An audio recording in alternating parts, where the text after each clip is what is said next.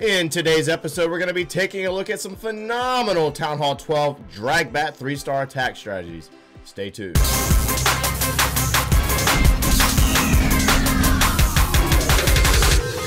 going on, guys? Joe here, coming at you today with some beautiful content from the No Dip League, Town Hall 12 versus Town Hall 12 DragBat.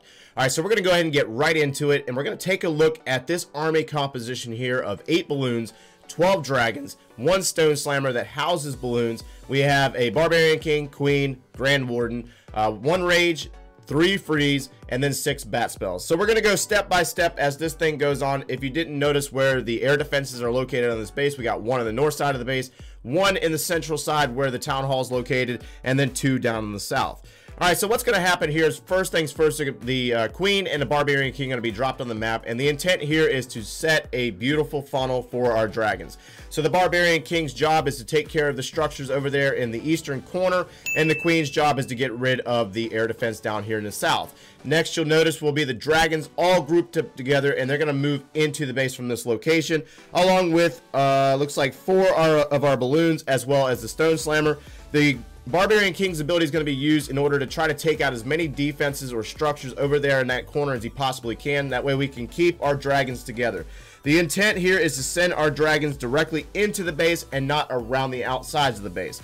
Another rage will be dropped in this location to basically boost up the dragons, boost up those balloons as they move in on the Tesla's location, and the Grand Warden's ability is going to be used momentarily. So as everything moves into this location, the intent is to get rid of the town hall and these expos. Next up will be in the upper northern portion of the base. You notice that all 6 of those bat spells are dropped, and if you haven't noticed that the defenses are located in basically a straight line up here with the air defense, then the cannon, and then the bats are going to basically travel down, flanking across the dragon's pathing. So those bats will take off, they're going to move cannon and then move down into the wizard tower. Another balloon will be dropped in order to basically distract that wizard tower. A freeze spell is going to be dropped on the inferno tower's location. That way it keeps it frozen. That way the bat spell, or the bats from the bat spell, can take down that inferno tower without being roasted and finish up the back into this base. So all the defenses are down. Just beautiful planning here. You got to remember, when it comes to those dragons, you got to keep them together. You got to set a nice path, a nice funnel, get rid of all the trash on the outsides. That way your dragons stay together and move through the base, and they don't cut around the outside of the base. If those dragons shoot outside, it's bad business for you, and it's going to probably result in a very lengthy attack, if not a time fail, or loss because of the dragons dying. So another beautiful attack from Joyce here. In that last replay, you saw the bat spells being used on the north side of the base, basically in a flanking motion to kind of cut off and assist the dragons as they move through the base. In this replay here, you're going to see the bat spells used in a different manner. First things first, our army composition is slightly different. You got 4 balloons, you got 9 dragons, 2 baby drags, 2 E-drags, and I'll point out why in a second. 1 wall wrecker, king, queen, grand warden, 1 rage, 3 freeze, 6 bat spells, and then 1 rage spell. So this attack is going to basically start out in a different manner, starting out with the bat spells being used immediately to take out a large chunk of the base. Specifically this location here, where there's an inferno tower, you got 2 air defenses, you have a a expo, and it's just a lot of chunk of the base that could be taken out by the bat spell. A little bit of a slow start here on this attack. As you see there, rage, freeze, then the bat spells are going to basically work into or work against an air sweeper. They're going to take out the inferno tower, they're going to take out the first air defense, they're going to take out an expo, then the next air defense. I mean, a large chunk of the base being taken up, and that frees up for a baby dragon to kind of follow it up and work on taking out structures over there. Now over here in the northwestern side, you'll notice 2 balloons scouting for seeking air mines. They scout out a couple of bombs, and now the baby dragons are going to come in over there, and they're also going to work on a couple of structures. That way the idea here is to really set a nice clean funnel for our dragons.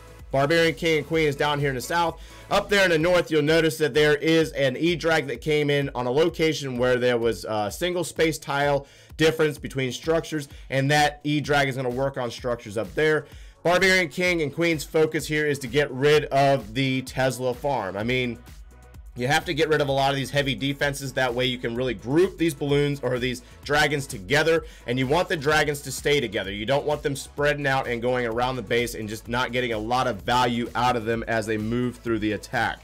Okay, so if you notice, we have a large chunk of the base. We're already at 49% destroyed on this base. A large chunk of the base destroyed already, and then you see he's got a nice clean path to send these dragons directly to the core, into the Eagle Artillery, into the enemy queen, into the clan castle, and now a freeze spell is going to be dropped to freeze that air defense while the E-Drag does a lot of heavy damage on it. It took it down to almost destruction, but it wasn't quite successful, so a freeze spell is going to be used again on that air defense while the balloons slowly travel. You're out of spells at this point. You cannot boost those balloons up.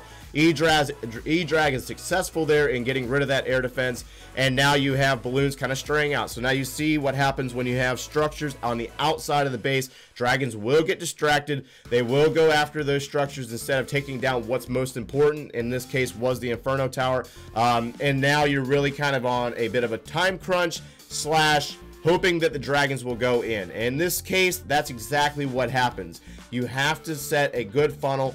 Maybe a baby dragon in this location would have worked out wonderfully to help this attacker, but unfortunately that was not the case. So either way, we do have a dragon and an E-Drag working its way in very slowly in on that Dark Elixir storage, and now all you have left is an Inferno Tower, so it's really going to come down to the wire. So now you can kind of see the effects of structures on the outsides of the base and the dragons getting distracted. So I mean, that's really just another method of how you could address the DragBat at Town Hall 12. Beautiful work by both attackers in this war, and this is realistically two different methods of how you could DragBat at Town Hall 12.